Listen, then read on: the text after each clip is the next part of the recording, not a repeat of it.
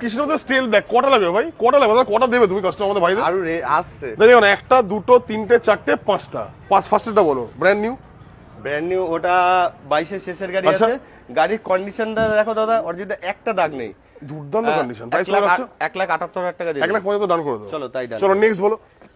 এটা তোমার এটা বার্গেটিং করবে না, 1,48,000 টাকা দিয়ে দেবো। 21 এর গাড়ি? 21 গাড়ি। চলো নেক্সট বলো। এটা কি দাম ভাই? এটা 20 শেষের গাড়ি আছে। আচ্ছা, হ্যাঁ। গাড়ির কন্ডিশনটা দেখাও, দুর্দান্ত কন্ডিশন। প্রাইস দাম দর করবে না, 1,52,000 টাকা। 1 লাখ 52 আগে থেকে বলি দাম দর করবে না। চলো নেক্সট বলো দাদা। এটা এটা পিপিএফ করা আছে উইথ সামগার্ড ফার্মগার্ড থেকে এভরিথিং লাগানো আচ্ছা। আছে।